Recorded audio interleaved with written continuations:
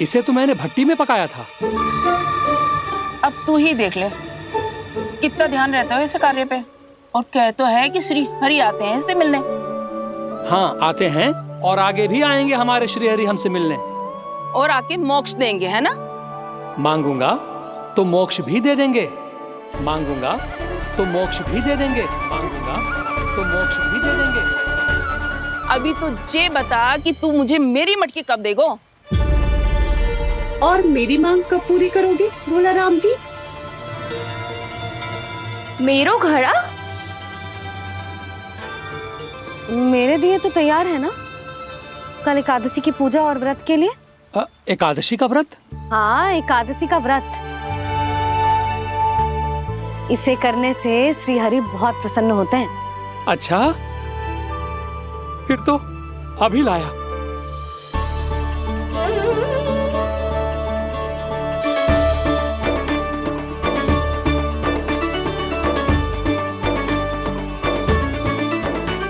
लो जी, आपके दिए।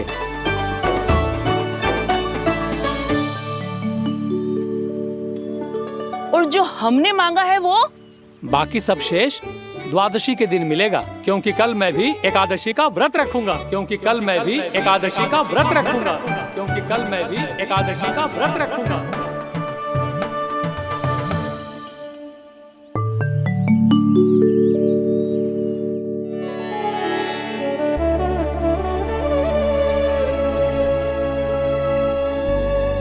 जानकी, फूलों का प्रबंध हुआ कि ना?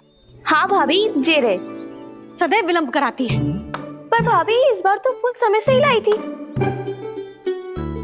क्या हुआ जशोदा, अभी तो पूजा की तैयारी ना हुई? देखो ना मौसी, ये जानकी ना कुछ छूट ही जाता है इसके कारण। एकादशी की पूजा और व्रत आते ही जसोदा भाभी इतनी वग्र हो जाती है। ऐसो क्या हो इस पूजा में?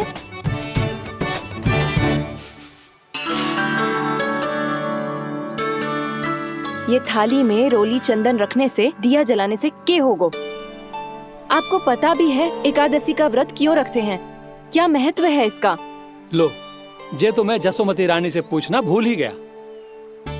पर हाँ भगवान, मेरे लिए इतना ही पर्याप्त है कि इस व्रत को रखने से मेरे श्री हरि हमसे प्रसन्न हो जाएंगे।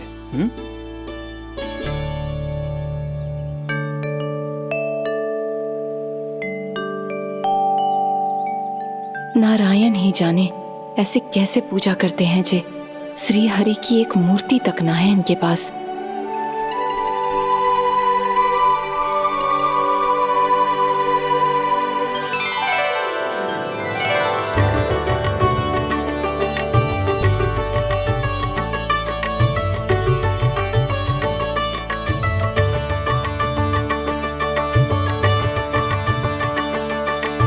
प्रभु, न तो मेरे पास मूर्ति है और ना तो इस व्रत के विधि विधान के बारे में मुझे जानकारी है, और ना ही मुझे इसके महत्व के बारे में जानकारी है, पर फिर भी मैं करना चाहता हूं।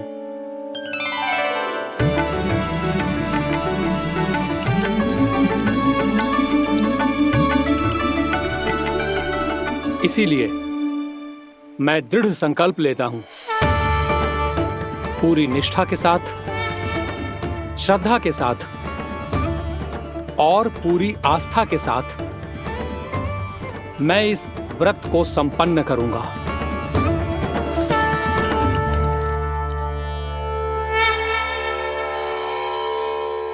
हम संकल्प लेते हैं कि एकादशी के व्रत को पूरी निष्ठा के साथ संपन्न करेंगे।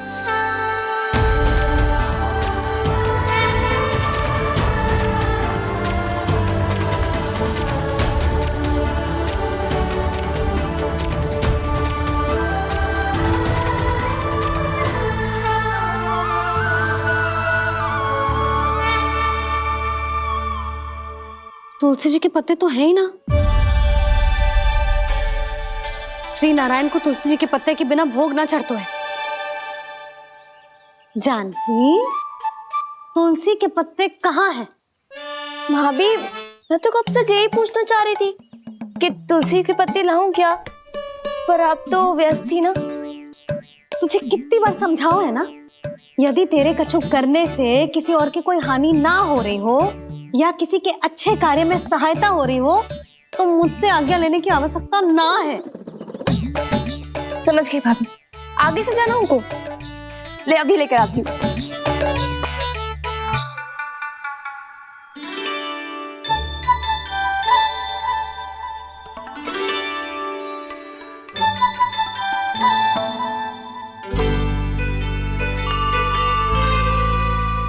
ताऊ, आपने पहले ये व्रत करो है? आपको इसका महत्व पता है? भाभी चल। जानकी, तुमने ये व्रत करो है? फिर तुमको इसका महत्व पता है? सुमति जी, आपको पता है इसका महत्व? कान्हा, क्यों तंग कर रहे हो सबको? मैया, सबने करो ये व्रत, मुझे भी करना है।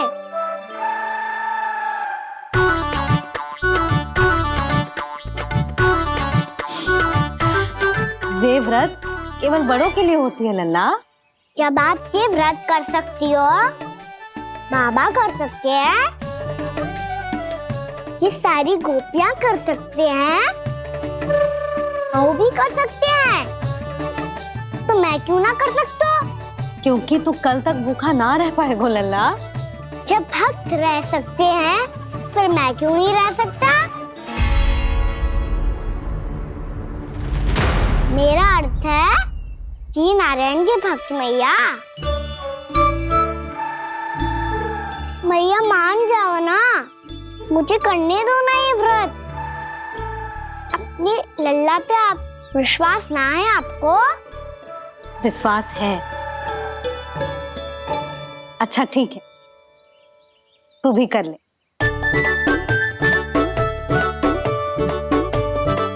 पर मैया, व्रत की कथा तो सुनाओ, मैं तो अबध हूँ ना। मुझे कैसा पता चलेगा कि ये व्रत करते क्यों हैं?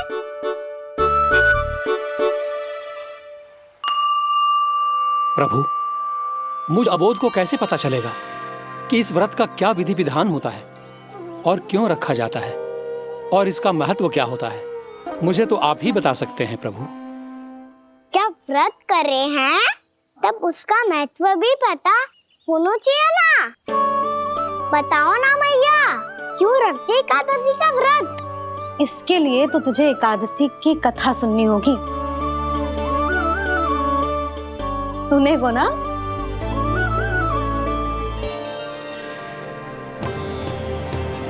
वसुदेव सुतं देवं कंसचाणूरमर्दनम् श्रीहरि, यशोदा परमानन्दम् कृष्णं वन्दे जगद्गुरुम्। वाह प्रभु, अपने भक्तों को एकादशी व्रत का महत्व समझाने का अच्छा उपाय खोज निकाला है आपने।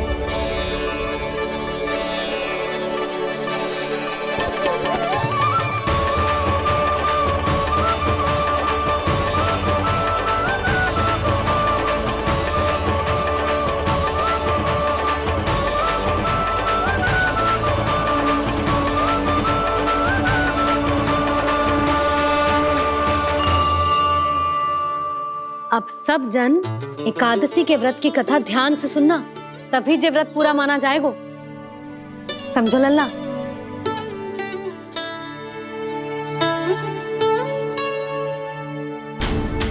श्री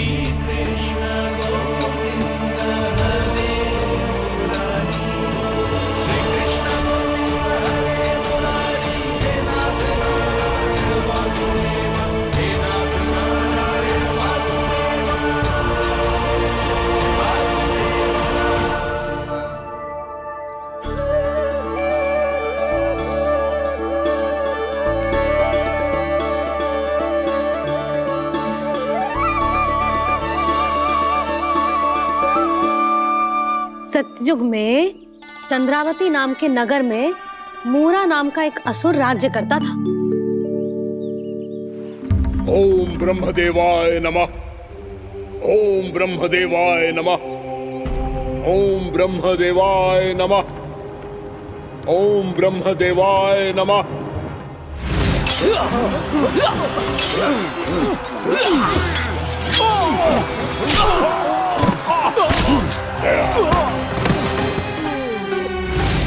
ओम ब्रह्मदेवाय नमः। ओम ब्रह्मदेवाय नमः। जब उसने देवताओं के हाथों असुरों की पराजय देखी, तब वो वरदान पाने के उद्देश्य से ब्रह्मा जी की तपस्या करने चला गया।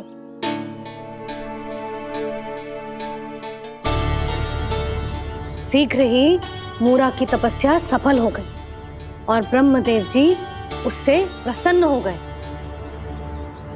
ओम ब्रह्मदेवाय नमः। ओम ब्रह्मदेवाय नमः। ओम ब्रह्मदेवाय नमः। ओम ब्रह्मदेवाय नमः। ओम ब्रह्मदेवाय नमः। ओम ब्रह्मदेवाय नमः। ओम ब्रह्मदेवाय नमः। ओम ब्रह्मदेवाय नमः। ओम ब्रह्मदेवाय नमः। मूरा, प्रणाम ब्रह्मदेव। तुम्हारी तपस्या सफल हुई। बोलो, तुम्हें क्या वर चाहिए? सृष्टि के रचयिता ब्रह्मदेव, कृपया मुझे ऐसा वरदान दीजिए जिसकी सहायता से मैं त्रिलोकी विजयी बन जाऊं और कोई देवता मुझे पराजित ना कर सके। यहाँ तक कि देवताओं के रक्षक, सृष्टि के संचालक भगवान श्री विष्णु के लिए भी मैं अपराजय रहूं। तथास्तु, तथास्तु, तथास्तु। प्रणाम ब्रह्मदेव।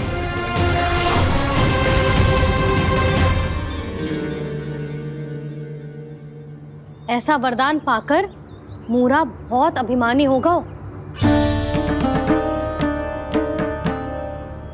यक्षों, किन्नरों, यहाँ तक कि देवताओं को भी युद्ध के लिए ललकारने लगो, पर किसी ने भी उसकी ललकार को स्वीकार ना करो,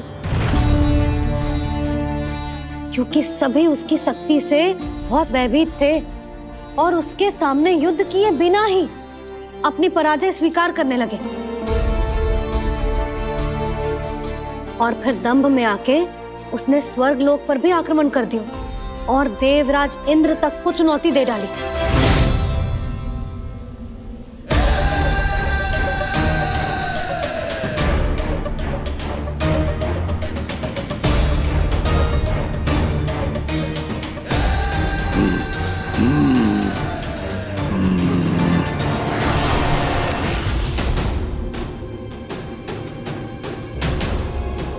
मैं प्रतीक्षा कर रहा हूं देवराज, क्या उत्तर है तुम्हारा? मुझसे युद्ध करोगे या फिर बिना लड़े ही पराजय स्वीकार कर मेरे अधीन हो जाओगे और सौंप दोगे मुझे अपना ये स्वर्ग लोक? सारी शक्ति तुम्हारे मुख में है या कुछ बाहुबल भी है तुम्हारे पास? मैं तुम्हारी चुनौती स्वीकार करता हूं मूरा। मैं तुम्हारी चुनौती स्वीकार करता हूं मूरा।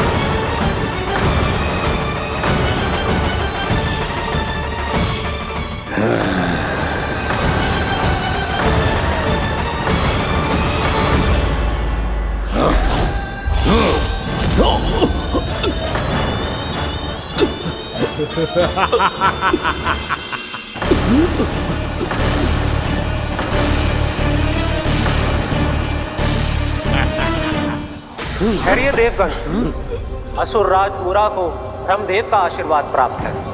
आप में से कोई भी इन्हें पराजित नहीं कर पाएगा।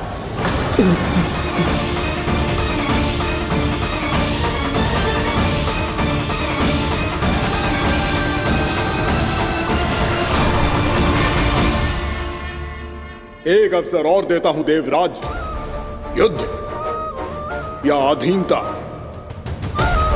क्या उत्तर है तुम्हारा देवराज?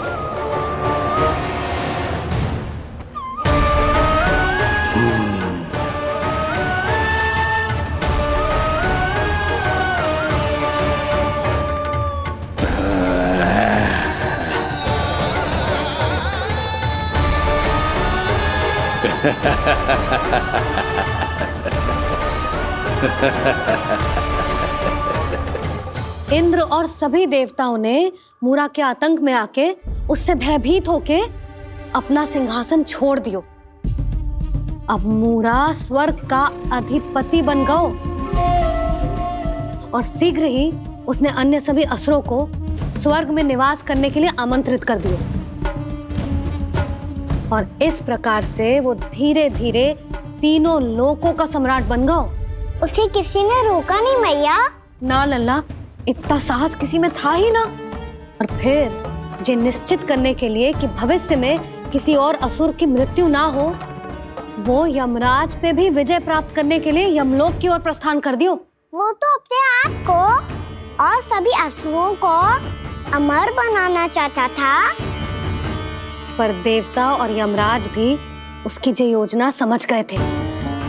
इसीलिए उसके आने से पहले ही सारे देवताओं ने श्री नारायण से सहायता के लिए गुहार लगाई। अब केवल आप ही कुछ कर सकते हैं प्रभु। अभी तो मूरा केवल त्रिलोक का स्वामी है, और यदि उसने यमलोक भी जीत लिया तो वो जीवन को ही नियंत्रित नहीं करेगा प्रभु, वो मृत्यु का भी स्वामी हो जाएगा। ऐसे में पहले सृष्टि का संतुलन तो नष्ट होगा प्रभु, और फिर स्वयं सृष्टि ही नष्ट हो जाएगी। ऐसा नहीं होगा यमदेव, नियति ऐसा होने ही नहीं देगी। विधि रचेगी खेल और मैं बनूंगा माध्यम। असुर राज मूरा का सामना मैं करूंगा।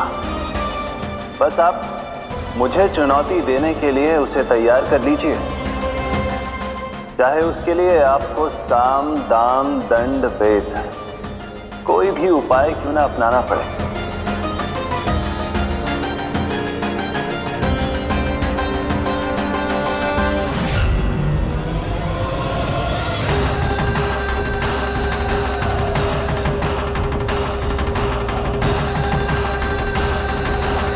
आप तो मेरी प्रतीक्षा में पहले से ही खड़े हैं यमदेव।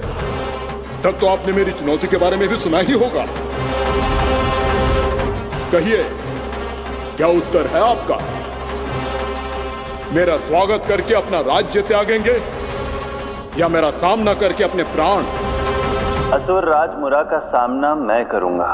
बस आप मुझे चुनौती देने के लिए उसे तैयार कर लीजिए, चाहे उसके लिए आपको साम दाम दंड भेद कोई भी उपाय क्यों ना अपनाना पड़े।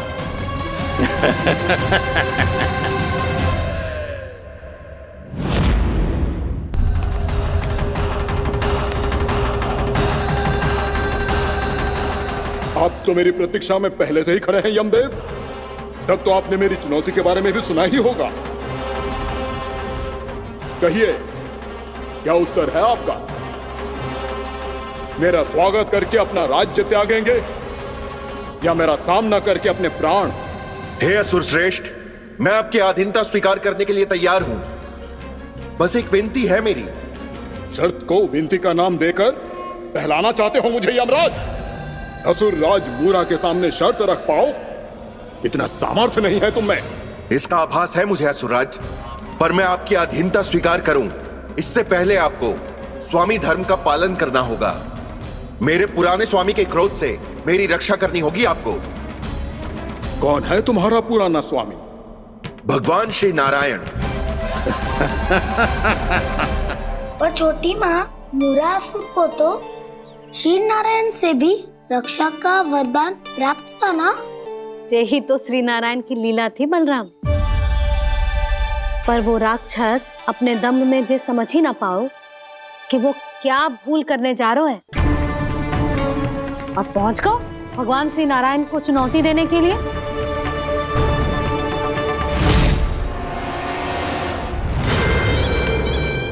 वहीं ठहर जाओ असुर राज मुरा।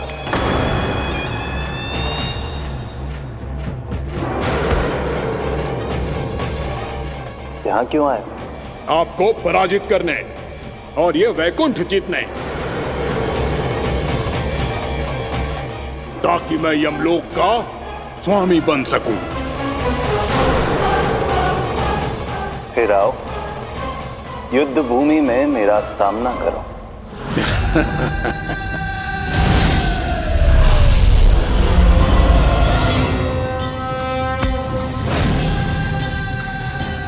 ये नहीं जानते कि इनसे ना हारने का वरदान तो मैं पहले ही प्राप्त कर चुका हूं, इसलिए युद्ध ठीक से आरंभ हो पाए उससे पहले ही इन्हें जीत लूंगा मैं।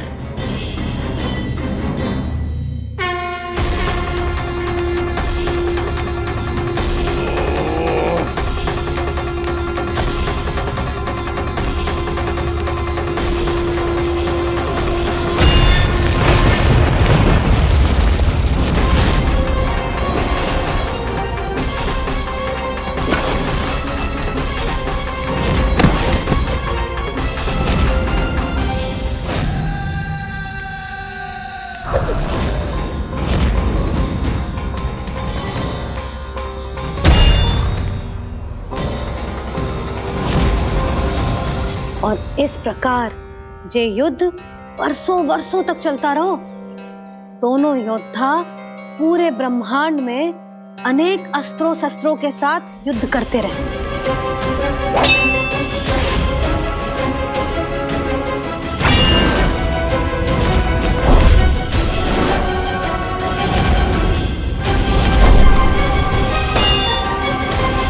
फिर क्या हुआ मैया?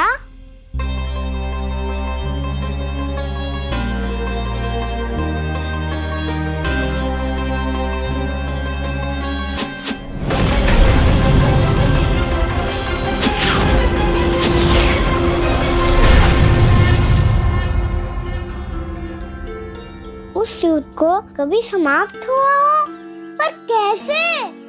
शीघ्र ही वो राक्षस थक गो लल्ला।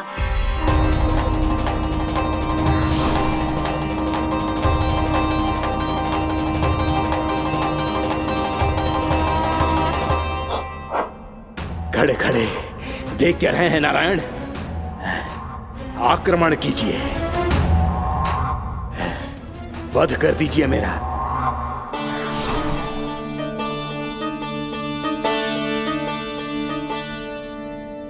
मैं तुम्हारी वीरता से प्रभावित हूं,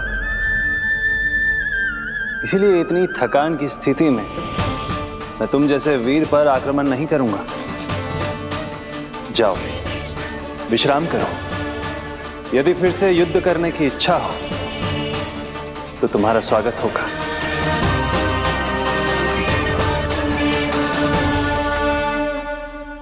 जे कह के श्री नारायण बद्रिका आश्रम चले गए और वहां हिमवत नाम की एक कंदरा में ध्यान लगा के बैठ गए। उधर वो राक्षस विश्राम करने लगो। अनेकों दिन बीत गए और अब वो राक्षस मूरा फिर से स्वस्थ होके बलवान हो गया था। उसने अपनी सारी शक्ति फिर से प्राप्त कर ली थी। श्री नारायण ने उस पर दया करी थी, पर वो फिर से श्री नारायण को छलने को तैयार होगा।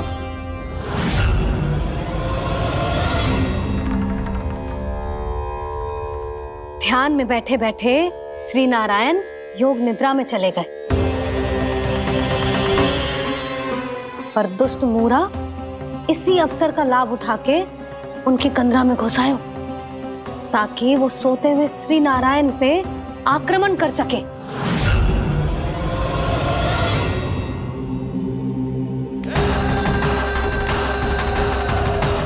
आज इस लंबे युद्ध को जीतकर अपने इस अंतिम शत्रु का भी अंत कर दूंगा मैं।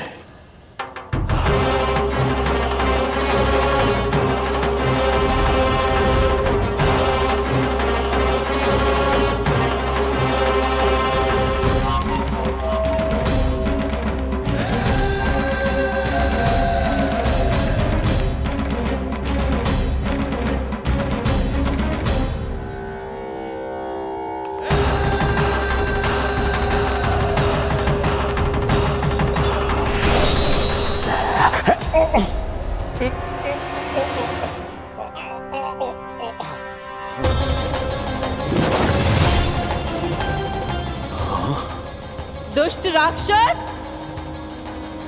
प्रभु ने तुझ पर दया की, तुझे संभलने का अवसर दिया, तू इन्हीं पर ही छल से वार करने चला है।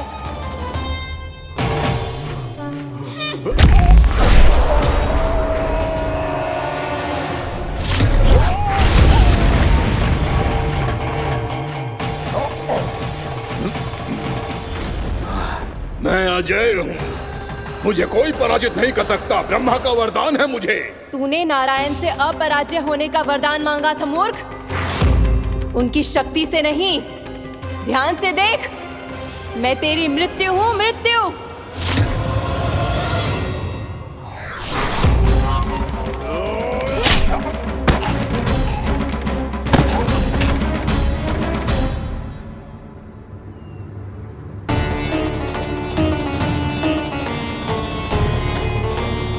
वो देवी कौन थी छोटी माँ?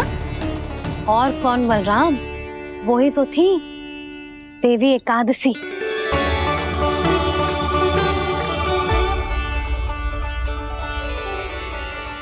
मुझे क्षमा कीजिए प्रभु, आपकी आज्ञा के बिना ही युद्ध करके आपके शत्रु को मृत्यु के घाट उतार दिया। क्षमा नहीं, आपकी तो प्रशंसा होनी चाहिए देवी। असुर राज को मारकर आपने सभी देवताओं को मुक्त करवाया है। इस पापी के अहंकार से तीनों लोकों की रक्षा की है आपने। आप एकादशी की तिथि पर मेरी एकादश इंद्रियों से उत्पन्न हुई हैं। इसीलिए मेरे सभी भक्त आपको उत्पन्न एकादशी के नाम से जानेंगे। सभी तिथियों में आपका स्थान सर्वश्रेष्ठ होगा। जिस तरह आपने राक्षस के आक्रमण से मेरी रक्षा की है, उसी प्रकार एकादशी के दिन व्रत करके जो भी भक्त आपकी कथा सुनेगा, मैं स्वयं उसकी रक्षा करूंगा। जो आपकी पूजा करेगा, उसे मेरी विशेष कृपा प्राप्त होगी और उसके साथ साथ उसे मिलेगा धन, सिद्धि और मोक्ष।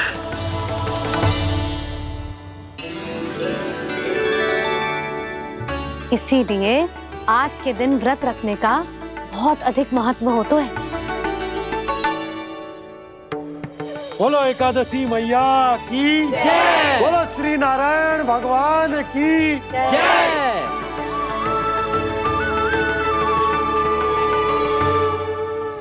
प्रभु की कृपा से एकादशी का महत्व भी पता चल गो और मेरा व्रत भी सफल होगा।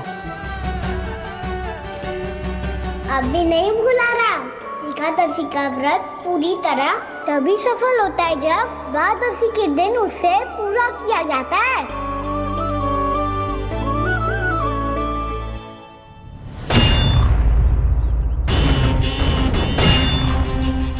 आवश्यक है आपको यह आभास होना कि उस विष्णु अवतार को पराजित करने के लिए आपके साधारण योद्धाओं में वो सामर्थ्य नहीं है।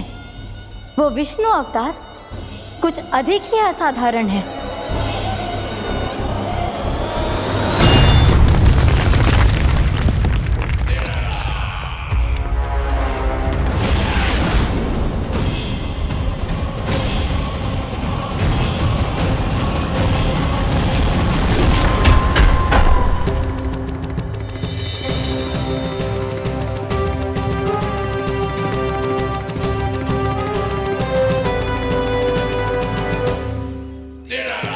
अब मैं दिखाऊंगा उस विष्णु अवतार को असाधारण शत्रु क्या होता है।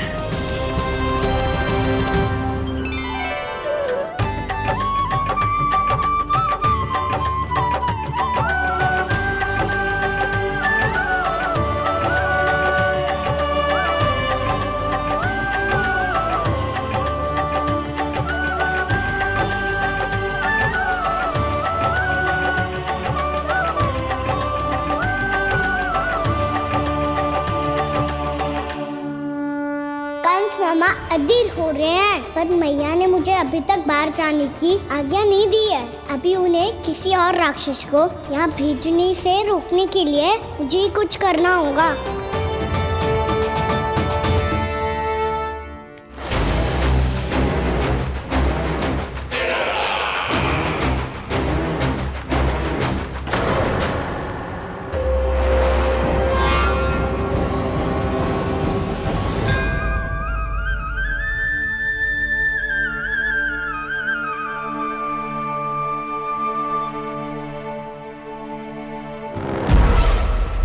कौन हो तुम? बचपन से ही मुझे मारने का सपना देख रहे हैं, सिर्फ मुझे ही नहीं पहचानते।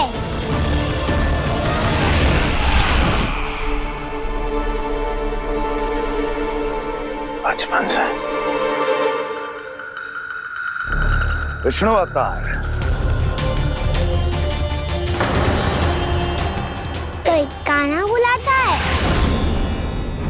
तो कोई मुरलीधर पुकारता है, कोई माखन चोर कहता है, कोई कहता है चिच्चोर। पर विष्णु अवतार इस नाम से तो बस आप ही मुझे बुलाते हो मामा जी। इतना साहस ये तो यहाँ आ गया।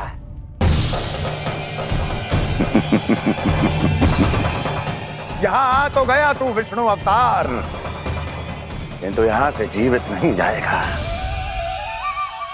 तेरे इस शीश को तेरे धड़ से अलग कर दूंगा मैं।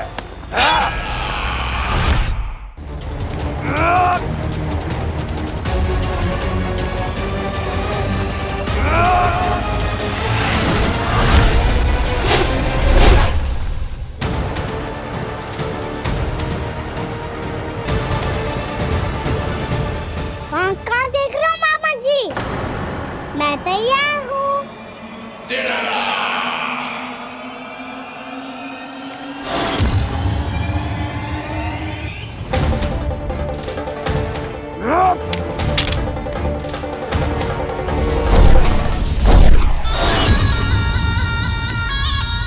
मामा जी, आप सदैव इसी तरह क्रोध में रहते हो क्या?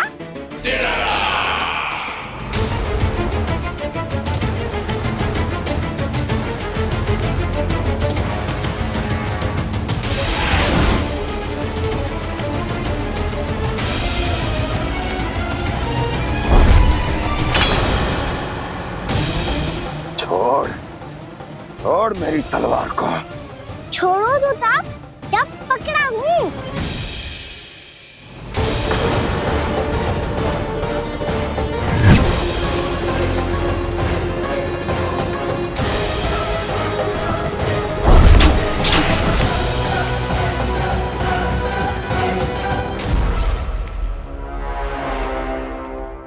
मामा जी,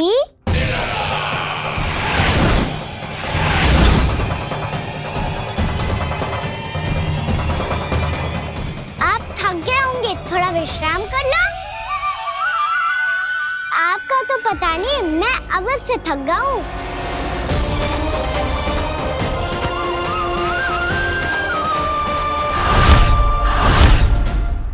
मेरे सिंहासन पर बैठने का तो साहस।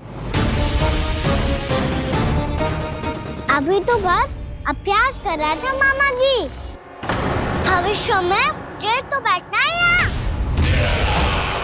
आपने बल प्रयोग करके से अपने पिताजी से छीना था, मैं आपसे छीन लूंगा। जो छल और बल से लिया जाए वो अधिक समय तक टिकता नहीं है मामा जी।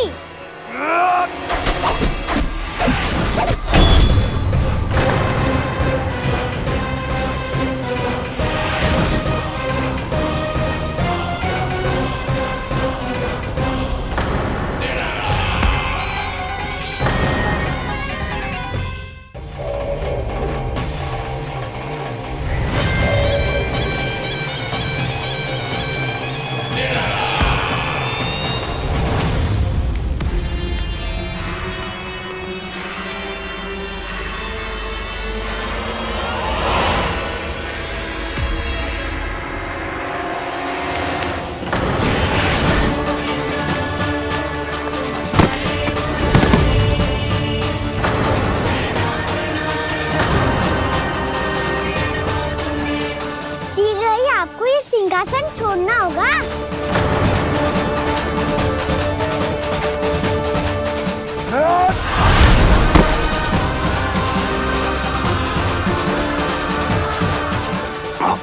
वो मेरा सिंहासन छीनना चाहता।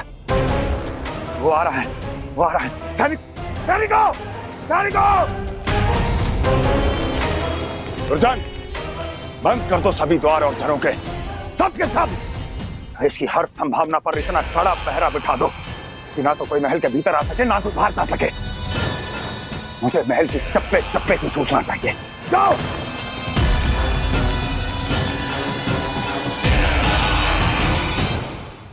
सिंहासन।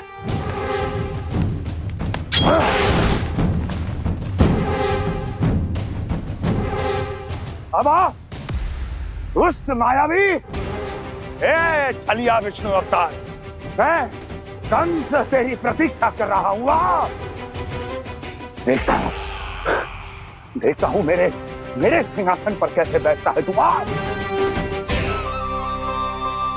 मुझे तो बस कुछ समय चाहिए था, वो मिल गया। अब करते रहिए आप प्रतीक्षा।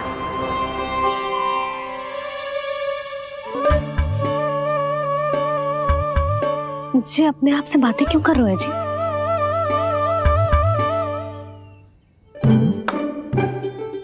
आप मुस्कुरा क्यों रहे हो? ना कछु ना। बताओ क्यों मुस्कुरा रहे हो? तुम्हीं पर गए हैं जी। जब तुम व्रत करती हो तो तुम भी ऐसा ही करती हो। इसी प्रकार भूख अधिक लगने पर अपना ध्यान भटकाने के लिए स्वयं से ही बड़बड़ाती रहती। होगा। आपको तो बस मेरा उपहास उड़ाने के लिए बहाना चाहिए।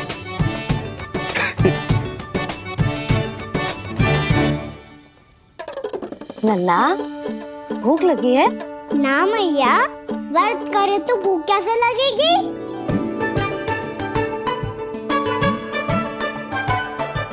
यदि लगी हो तो छोटे बालकों को थोड़ी बहुत भूल चूक क्षमा होती है। कछु ना तो फल तो तू खा ही सकते है। अब तो पूरे नियम और विधि विधान से व्रत तोड़ूंगा। कल द्वादशी के सुबह मुहूर्त के अनुसार। ठीक।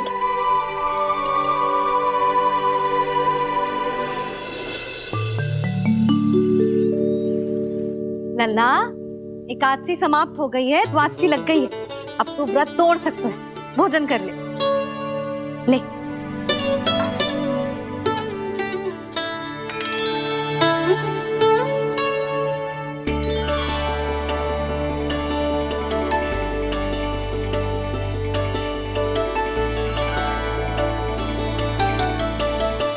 आज तो कार्य कर लीजिएगा। मैं ना चाहती कि सब गांव वाले फिर से आपका उपहास उड़ाएं। अरे, इसी क्षण कार्य आरंभ करना आवश्यक ना है। कुछ खा तो लो। कल भी पूरे दिन व्रत में रहे, अब तो कुछ खा लो। ना, अभी बिल्कुल भूख ना है। और हाँ भगवान, तुम्हें चिंता करने की आवश्यकता नहीं है। आज मैं किसी को भी 2 शब्द कहने का अवसर नहीं दूंगा। अरे, कुछ खाओगे पियोगे नहीं तो कैसे रहोगे?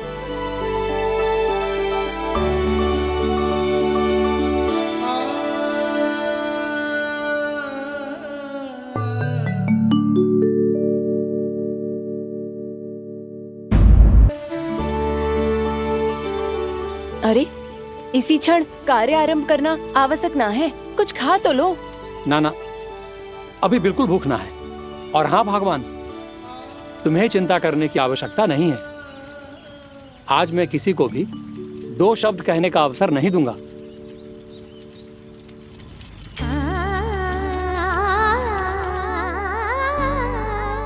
ठहर, मैं तेरे लिए मट्ठा लेके आती हूँ। व्रत के बाद पीने से पेट ठंडा रहता है। रुक।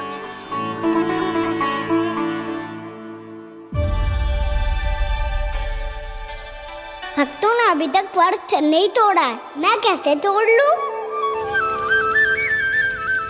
भूख कहाँ से होगी? श्री हरि नाम से पेट तो भर लेते हो। श्री हरि, श्री हरि, श्री हरि।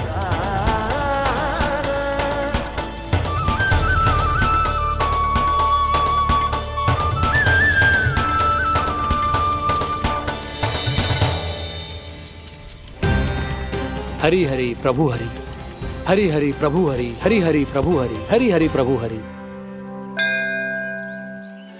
कल से अन्न का एक दाना ना गो है पेट में। अब क्या व्रत तुड़वाने भी आपके प्रभु ही आएंगे? अब क्या व्रत तुड़वाने भी आपके प्रभु ही आएंगे? मैया,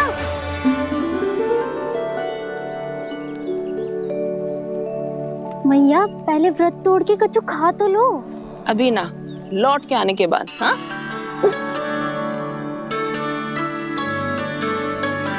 बलराम, ठहरो पुत्र, पहले कुछ खा लो। व्रत तोड़ना आवश्यक होता है।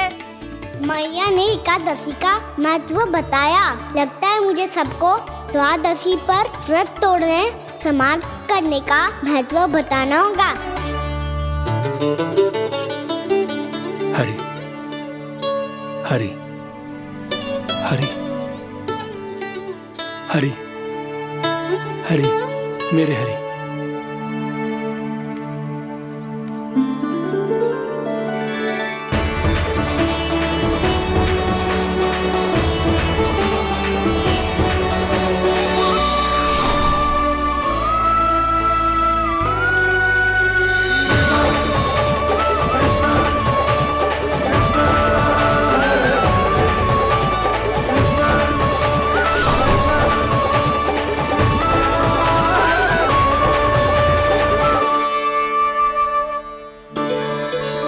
अभी अभी तो मैंने बच्चों की माँ को वचन दिया था कि आज किसी को शिकायत करने का अवसर ना दूंगा, और अब मैं प्रभु श्री हरि की कल्पना जसोमती रानी के लल्ला में ही करने लगा।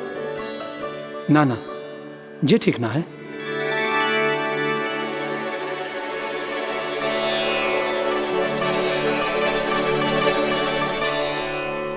ठीक ही तो है, बिल्कुल सही पहचाना है आपने। बड़े तो बड़े, अब तो बालक भी हमारा उपहास उड़ाने लगे। मैं आपका उपहास नहीं उड़ाने आया, मैं तो आपके एकादशी के व्रत को पूरा कराने आया हूँ।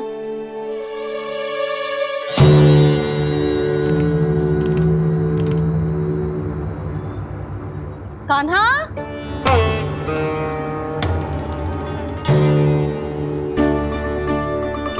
तो ये रे आपकी छड़ी और ये रे मेरी पीठ।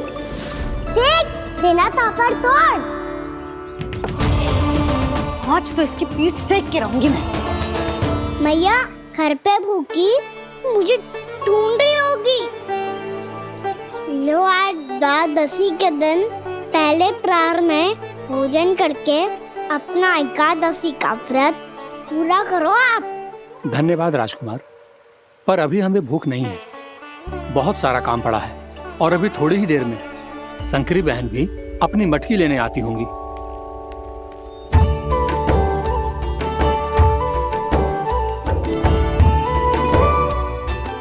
पर मैं आपका व्रत पूरा कराए बिना नहीं जा सकता। भला क्यों? भक्त भूखा रहे और भगवान खा ले, ऐसा हो सकता है भला?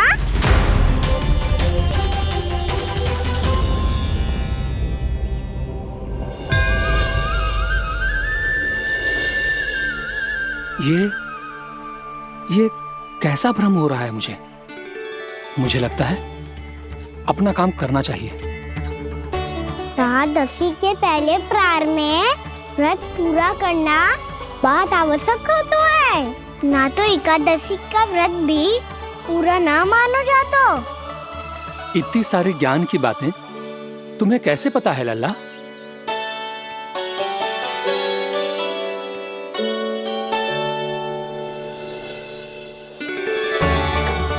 जैसे एकादशी की कथा होती है, वैसे द्वादशी की महिमा भी एक बहुत महत्वपूर्ण कथा है।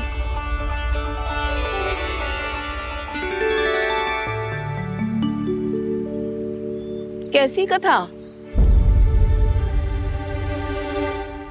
बिल्कुल सही समय पे आई हो आप, क्योंकि आपको ये कथा आपको अवश्य सुननी चाहिए।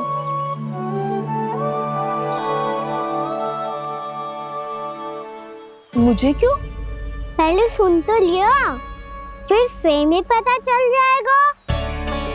बहुत समय पहले एक राजा हुआ करते थे, राजा अम्बरीश। भगवान श्री हरि के बहुत बड़े भक्त थे। ओम नमो नारायणाय। ओम नमो नारायणाय।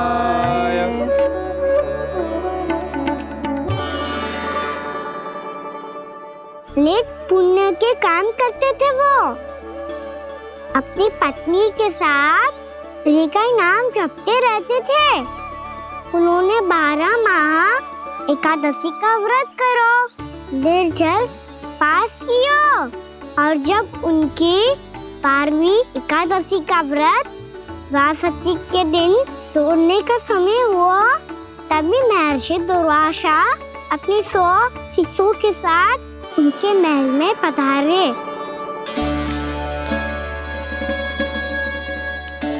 प्रणाम स्वीकार करें महर्षि। आप जैसे महान ऋषि मेरे राज्यसभा में आए, वो भी ऐसे अवसर पर जब मैं और मेरी पत्नी निरंतर 12 एकादशियों के बाद अंतिम एकादशी का व्रत तोड़ेंगे। इससे बड़े सौभाग्य की क्या बात हो सकती है हमारे लिए। आज आपके साथ साथ मेरा और मेरे शिष्यों का एकादशी व्रत भी पूरा होगा। संभव है प्रभु की इच्छा यही हो कि हम सब अपना व्रत एक साथ तोड़ें। ये तो अत्यधिक प्रसन्नता की बात है महर्षि। तो फिर ठीक है, हम सब यात्रा से थके हैं। व्रत तोड़ने से पहले हम स्नान करना चाहते हैं। जैसी आपकी इच्छा महर्षि। जब तक आप लोग लौटेंगे तब तक आपके सारे प्रबंध यहाँ हो चुके होंगे।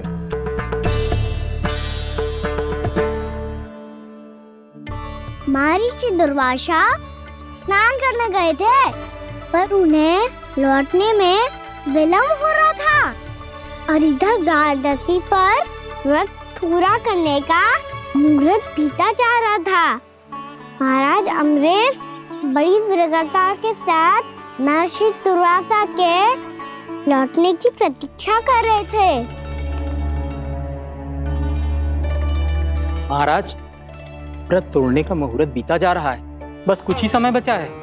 महर्षि और उनके शिष्यों को लौटने में न जाने कितना समय लग जाएगा।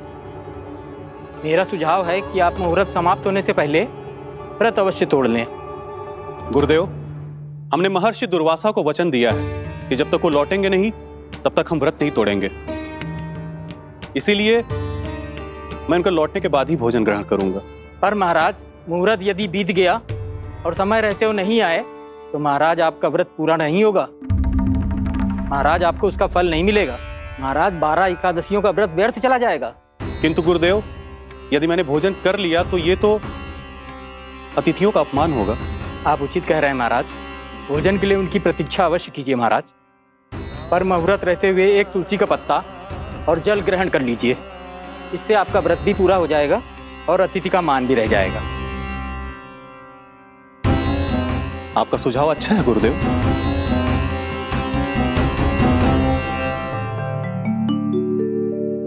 जैसे ही महाराज ने तुलसी का पत्ता खाया,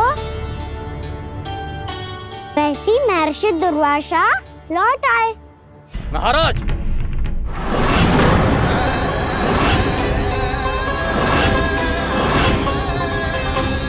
महाराज को उपास तोड़ते देखते बहुत क्रोधित हो गए।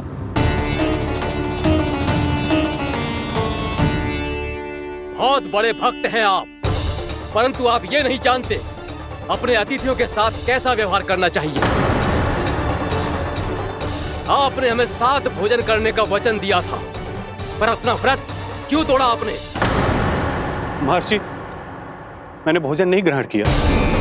कहीं मुहूर्त न निकल जाए इस कारण मैंने एक तुलसी का पत्ता ग्रहण कर लिया। 56 भोग खाया हो या एक पत्ता, अपना व्रत तोड़कर अतिथियों का अपमान किया है, मेरा अपमान किया है। अब आपको दंड भोगना होगा ताकि आप सीख पाएं कि अतिथियों के साथ कैसा व्यवहार होना चाहिए। महर्षि, आप जो भी दंड मुझे देंगे मुझे स्वीकार है, किंतु आप क्रोधित मत होइए। क्रोध का कारण आपने दिया है महाराज। एक महर्षि का अपमान करके राक्षसी प्रवृत्ति का परिचय दिया है आपने, इसीलिए अब एक राक्षसी आपको दंड देगी।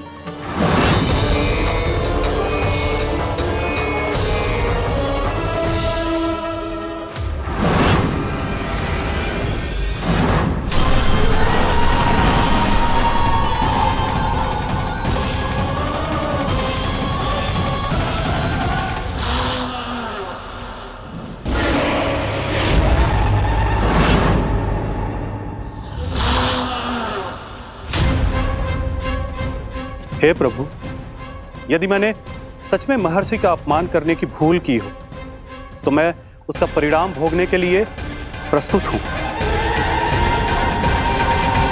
ओम नमो नारायणाय, ओम नमो नारायणाय नमः। महर्षि दुर्वासा को यह आभास ही नहीं था कि महाराज अम्बरीश ने उनका अपमान नहीं किया था। फिर भी उसे अपमान मान के वो श्री नारायण के भक्त पे संदेह कर रहे थे। मैंने भी तो भोला राम की भक्ति पे संदेह किया था। हे नारायण, ये क्या पाप हो गया मुझसे। संदेह किसी अपमान से कम ना हो तो, और भगवान सब सह सकते हैं, पर उनके प्रिय भक्तों का अपमान सहन ना कर सकते। इसीलिए उन्होंने हस्तक्षेप करने का निर्णय लिया।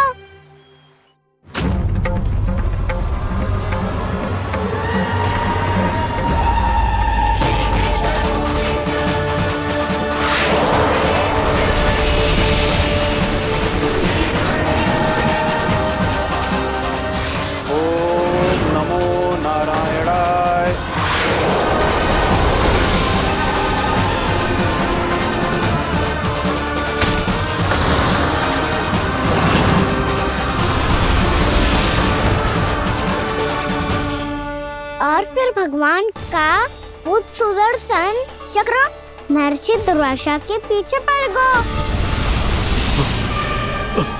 ये चक्र तो मेरी ओर बढ़ रहा है। ओम नमो नारायणाय। ये कैसे संभव हो सकता है? कोई रोको इसे, कोई रोको इसे।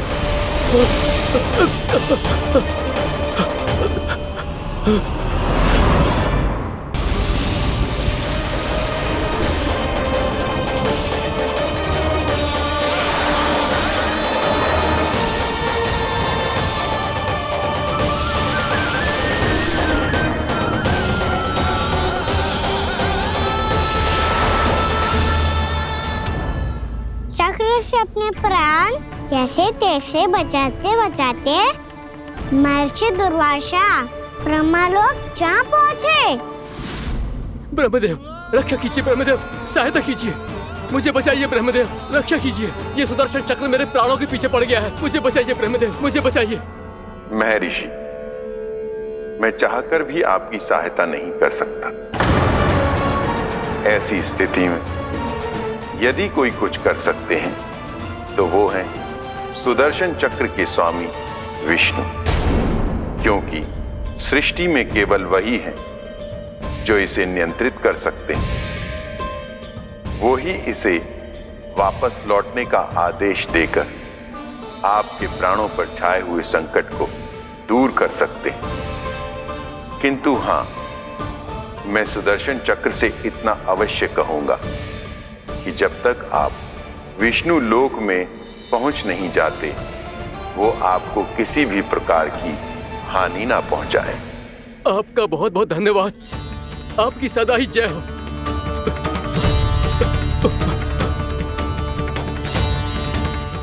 फिर क्या था? भागते भागते महर्षि दुर्वासा सीधे भगवान श्री हरि के शरण में बैकुंठ पहुंच गए। त्राहिमाम प्रभु, त्राहिमाम, मुझे बचाइए। मेरी सहायता कीजिए प्रभु, मेरी सहायता कीजिए। मैं आपके इस चक्र और ऊर्जा से नहीं भाग सकता प्रभु। कृपया करके अपने सुदर्शन को रोकिए, इसे वापस लीजिए प्रभु। यह असंभव है महर्षि। एक बार सुदर्शन चक्र मेरे हाथों से छूट जाए तो अपना उद्देश्य पूरा किए बिना, मेरे भक्तों की रक्षा किए बिना वापस नहीं लौटता। कोई तो उपाय होगा प्रभु। कृपया करके मेरे प्राण बचाइए प्रभु। मैं सुदर्शन की ऊर्जा से जलकर भस्म नहीं होना चाहता प्रभु। आप जो कहेंगे मैं करूंगा प्रभु। मेरी सहायता कीजिए प्रभु, मेरी सहायता कीजिए। मुझे नहीं लगता कि आप वो कर पाएंगे। मैं अवश्य करूंगा। मैं अपनी प्राण रक्षा के लिए कुछ भी करूंगा प्रभु। आपने मेरे भक्त राजा अम्बरीश को भक्ति का कर्तव्य निभाने के लिए अपमानित और दंडित किया है महर्षि, पर भक्त की रक्षा करना भगवान का कर्तव्य है। इसलिए यदि आप भक्त राजा अम्बरीश के पास जाकर क्षमा याचना करें और यदि वो आपको क्षमा कर दे तो ही ये चक्र आपके प्राण लिए बिना लौट सकता है। अन्यथा आप तो जानते हैं महर्षि, मेरे भक्त का अपमान मेरा अपमान। भक्त का अपमान भगवान के अपमान से कम ना हो तो है। महर्षि दुर्वासा को भी ये बात समझ आई और फिर उन्होंने महाराज अम्बरीश से क्षमा याचना की। महाराज महाराज महाराज महाराज महाराज, मुझे क्षमा करें महाराज, मुझसे बहुत बड़ी भूल हो गई महाराज, मुझसे बहुत बड़ी भूल हो गई महाराज। महर्षि, आप हमारे चरण छुए ये उचित नहीं। महाराज, महाराज अम्बरीश, आप नारायण के सच्चे भक्त हैं। मैंने आपको अपमानित किया, दंडित करने का प्रयास किया महाराज। इस अपराध के लिए मुझे क्षमा कीजिए महाराज, और इस सुदर्शन चक्र से मेरे प्राण बचाइए महाराज।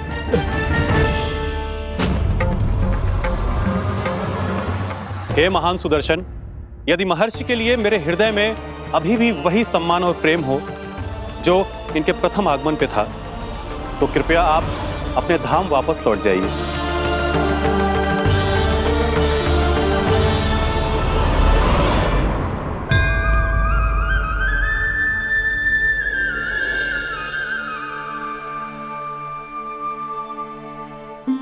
आपका बहुत बहुत धन्यवाद महाराज अम्बरीश। मैं आपको आशीर्वाद देता हूं कि आप देवराज इंद्र के समान शक्तिशाली हों। आपकी कीर्ति का पताका 10 दिशाओं में फहराए। मेरी बस एक ही इच्छा है महर्षि, कि मैं आपके साथ अपना उपवास तोड़ सकूं। अवश्य महाराज, हम सब भोजन आपके साथ करेंगे और अपने आप को नारायण की सेवा में अर्पित करके व्रत को पूरा करेंगे, क्योंकि आज जो यहाँ हुआ है उससे सिद्ध हो चुका है कि एकादशी व्रत का फल द्वादशी की सुबह भोजन करने से ही प्राप्त होता है। इस कथा से हमें पता चलता है कि सभी को द्वादशी के सुबह भर पेट भोजन करके एकादशी का व्रत पूरा करना चाहिए। और दूसरी बात, भगवान की सच्ची भक्ति अपमान कभी ना करना चाहिए। उनके साथ सदैव प्रेम से व्यवहार करना चाहिए। यही भगवान को सबसे अधिक प्रिय है।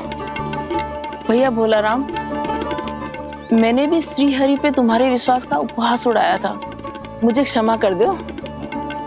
ना ना, आप क्षमा मांगकर मुझे लज्जित मत करो, आप तो मेरी बहन जैसी हैं। जब महर्षि दुर्वासा जैसे महान ऋषि को भी प्रभु के भक्त से क्षमा मांगनी पड़ी, तो मैं तो बहुत ही तुच्छ हूँ।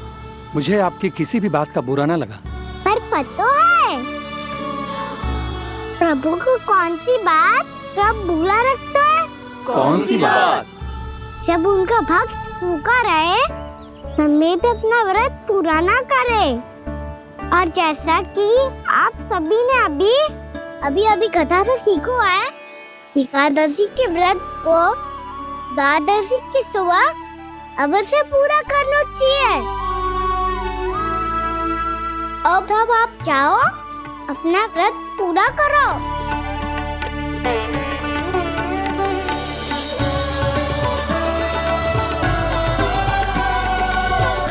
मैं आपके लिए जल लेके आती हूँ।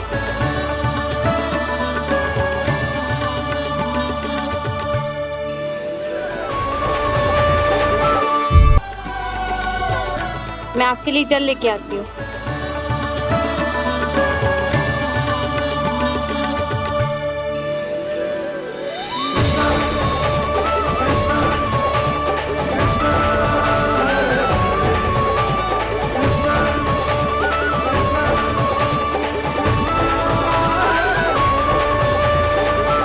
यो खाओ।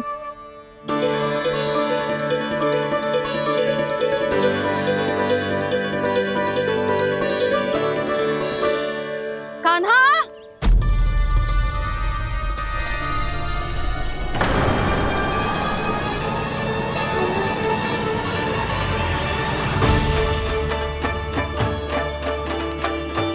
बोलो काका, सिगरेट छुपा लो मुझे, मैया आ रही है, बहुत क्रोध में लगती है।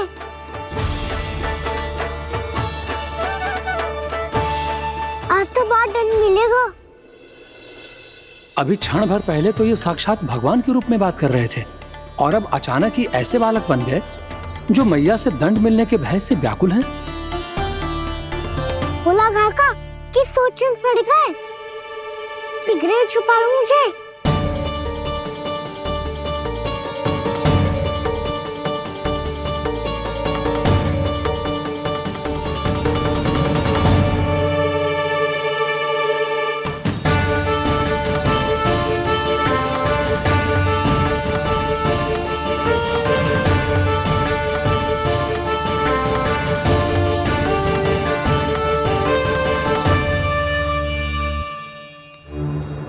भोलानाथ जी, कान्हा को देखो है क्या?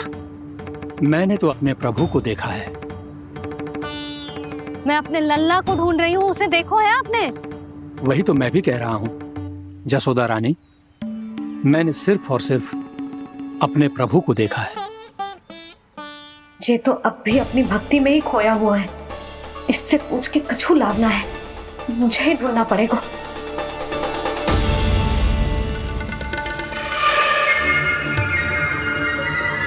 बच गए। संकरी मौसी, कान्हा को देखो है क्या कहीं?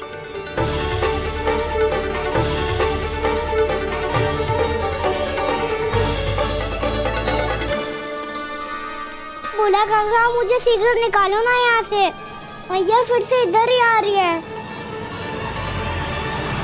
सब कहते थे श्री हरि मेरे घर ना आ सकते। देखो आज प्रभु आ गए, उन्होंने अपने हाथ से मेरा व्रत पूरा कराया। हाँ आते हैं और आगे भी आएंगे हमारे श्री हरि हमसे मिलने और आके मोक्ष देंगे, है ना?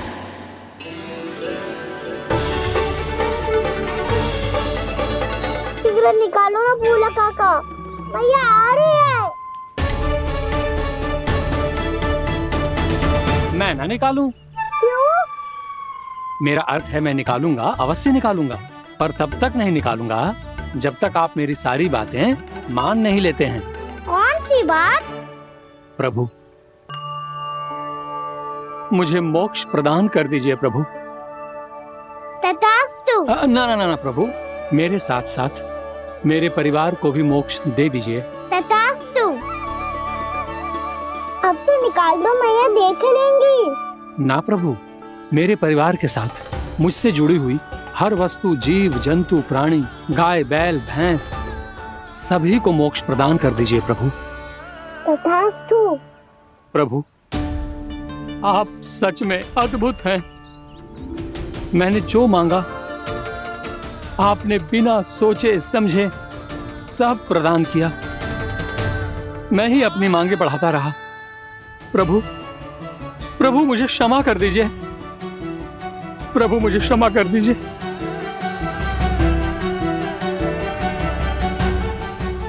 आइए प्रभु।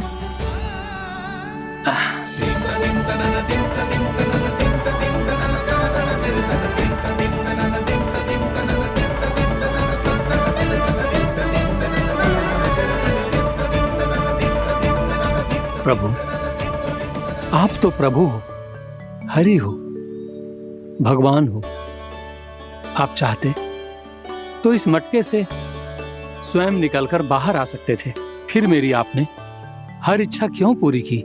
क्योंकि मेरे भक्त की इच्छा पूरी करने में मुझे भी प्रसन्नता मिलती है। ना तो मैं अपने भक्तों का अपमान सह सकता हूँ और ना ही उनकी इच्छा अधूरी रहने दे सकता हूँ।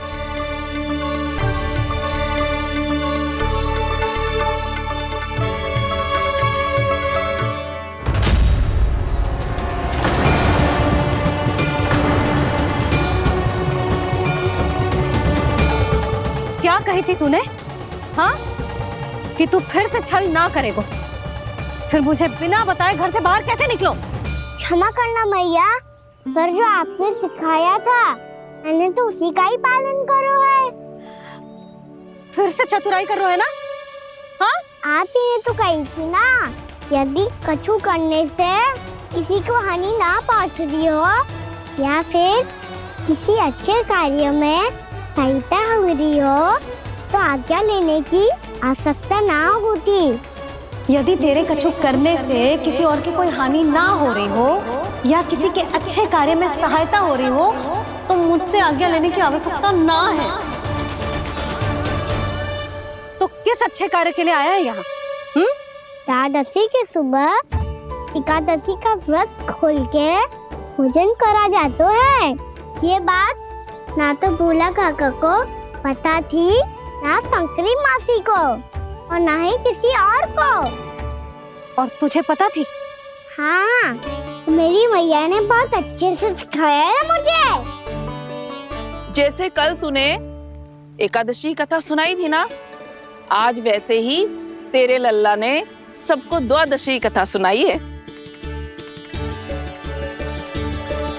सच्ची यशोदा रानी जी, इसने तो हमारी आंखें ही खोल दी। और भाभी, सच तो ये है कि मुझे भी ना पता था कि ये इतना बड़ा ज्ञानी है और इतना अधिक समझदार।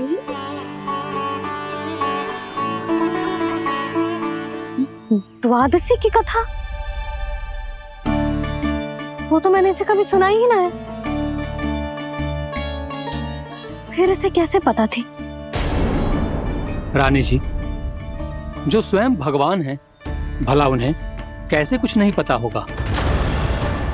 मैंने तो इन्हें पहचान लिया, और हाँ, आप सब लोग भी इन्हें अपने अंतर मन की आंखों से देखिए, हो सकता है इन्हें पहचान पाएं। ये कोई और नहीं है, श्री नारायण है, मेरे श्री हरि, मेरे प्रभु। जय श्री हरि।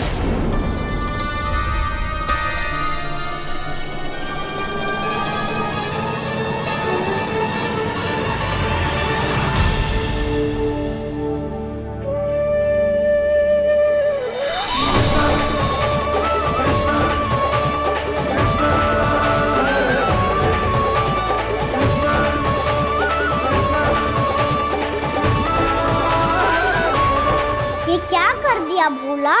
जिस रास्ते को मैंने इतनी कठिनाई से बचा के रखा था, सबके सामने उसे उजागर कर दिया तुमने।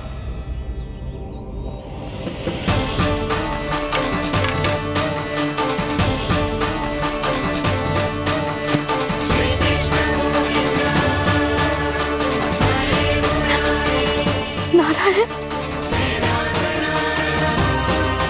नारायण, श्री नारायण।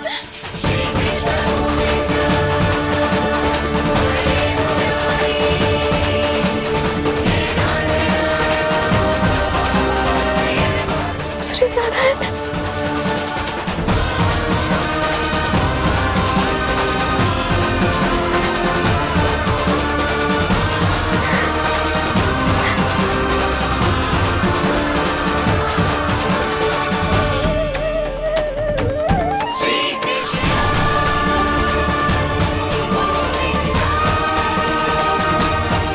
श्री नारायण, प्रभु।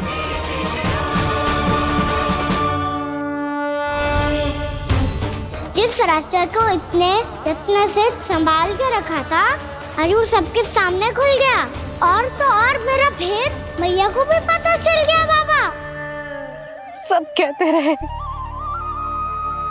पर मैंने एक न मानी। सबने कही थी कि आप भगवान हैं, पर मैं मूर्ख आपको पहचान ही ना पाई। कितनी अभागी हूं मैं।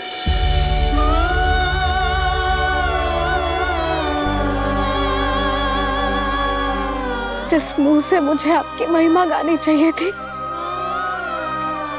उसी मुंह से मैंने आपको डांटा है।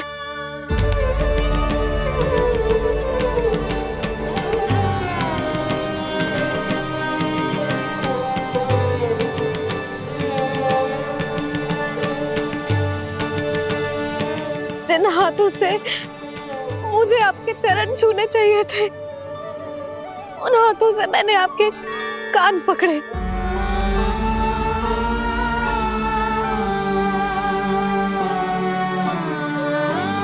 मुझे तो आपकी सेवा करनी चाहिए थी प्रभु, और मैंने आपको दंड दियो, आपको घर से बांध दियो।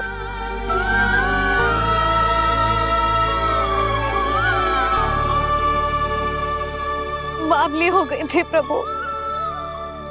अपने श्री नारायण को, अपने प्रभु को एक साधारण सा बालक समझ लियो मैंने। मैं आपके लिए भगवान नहीं हूँ मैया, साधारण बालक ही हूँ, बस आपका लल्ला। बुद्धि भ्रष्ट हो गई थी, भूल पर भूल करती चली गई। आज भी आपके पीछे पीछे छड़ी लेकर दौड़े चले आए।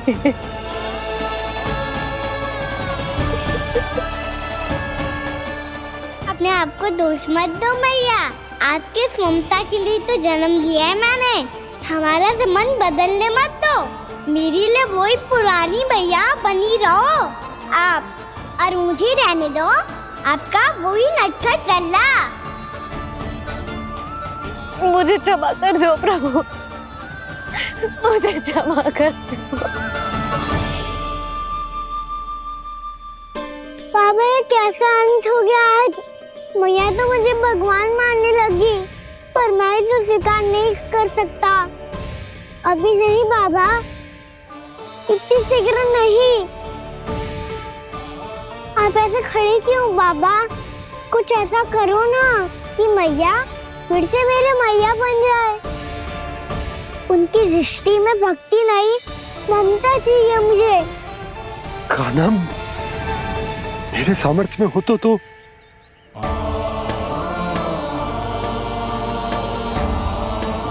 दाऊ, आप तो बड़े भाई हो, अपने छोटे भाई की सहायता करो ना, जिससे मैया सब कुछ भूल जाए। मैं क्या कर सकता हूँ कान्हा? कोई तो सहायता करो मेरी।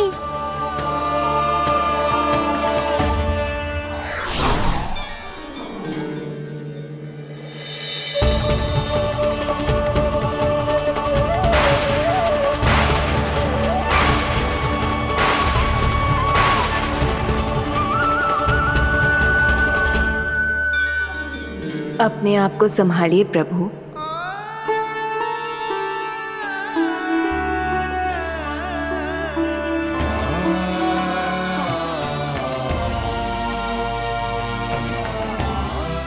देखो ये क्या हो गया, भैया को सब पता चल गया। अभी तो मुझे मैया की ममता का शौक पूरी तरह मिला ही नहीं था। योग माया,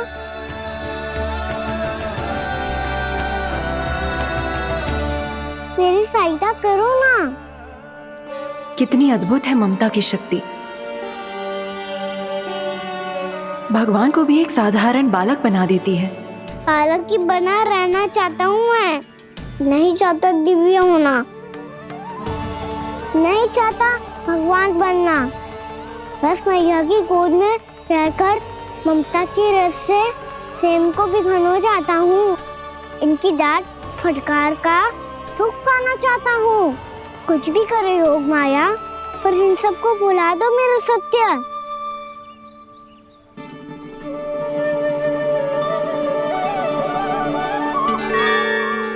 पर इन्हें तो मोक्ष का वरदान मिल गया है प्रभु,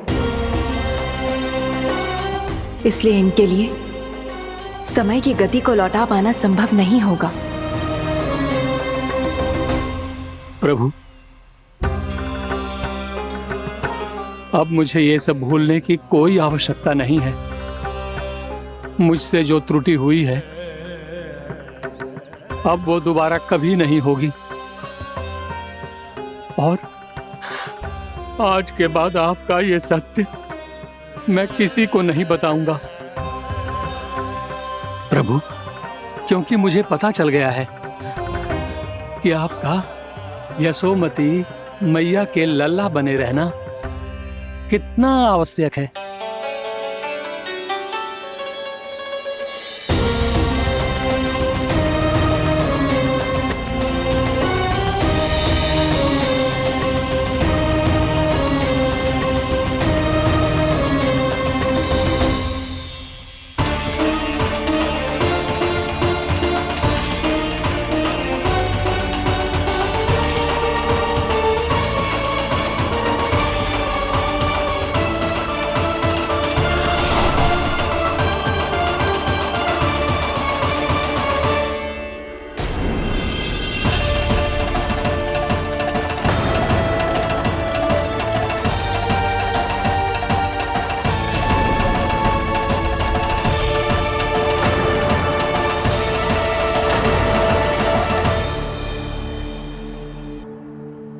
मैया आपकी छड़ी। पहले चुपके से भाग जातो है, फिर स्वयं ही छड़ी भी पकड़ा रो है? नटखट कहीं का।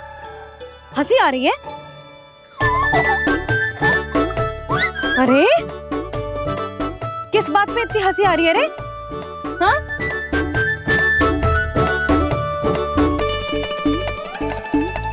आपकी लीला अद्भुत है प्रभु, और अद्भुत है आपका मैया के प्रति प्रेम। हंसी ना है मैया, ये तो प्रसन्नता है, अपने मैया से मिल जाने की प्रसन्नता। अच्छा, ढूंढ मैं तुझे रही हूँ और तू कह रहे हो कि मैं मिल गई तुझे? तू घर चल लल्ला, अच्छे से पिटाई करूंगी तेरी।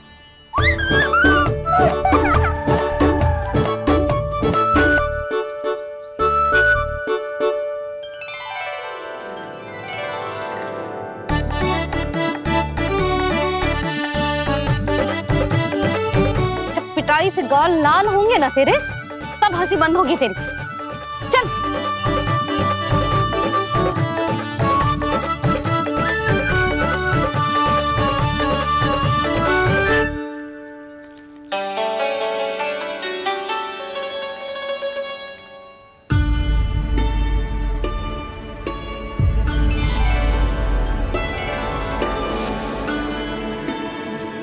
लगता है भैया की और चतन स्मृति वापस आ रही है।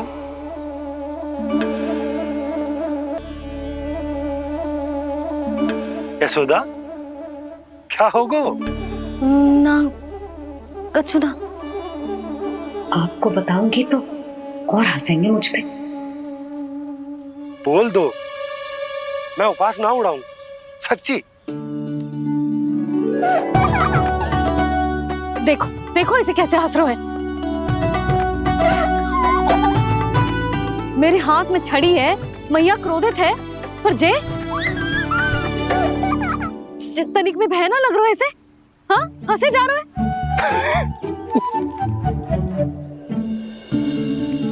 दोनों बाबा लल्ला एक जैसे हो।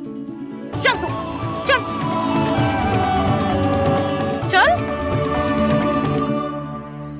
दाऊ, आप तो बड़े भाई हो, अपने छोटे भाई की सहायता करो ना, जिससे मैया सब कुछ भूल जाए। सुबल, तू कच्चू खा क्यों ना रहो है? व्रत ही करना था तो बलराम के जैसे कल कर ले। तो कल तो एकादशी भी थी। खाना के बिना कछु करने का मेरा मन ही ना कर। तो बात तो सच्ची है, उसके बिना गोचारण भी ऐसा लगता है जैसे कितना भारी कार्य है, व्यवस्था में करना पड़ता है। सही कह रहे हो तुम दोनों। मैं तो गोपालक भी इसलिए बना था ताकि कान्हा के संग खेलने को मिल जाए। बलराम तो हमारा सगा काम और मुख्य अधिक है।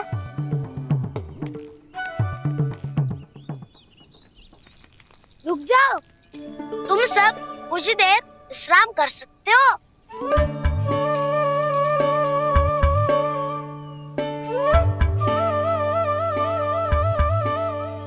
तू बोल। ना मैं ना बोलूंगा, तुम दोनों ही बोलो। और तुम सबका सखा पहले हूँ और टोली का मुखिया बाद में, इसलिए घबराने की आवश्यकता नहीं है। जो भी बात है बिना हिचक बता सकते हो मुझे। तो फिर कुछ ऐसा करो ना कि कान्हा फिर से हमारे साथ गोचारण करने के लिए आने लगे।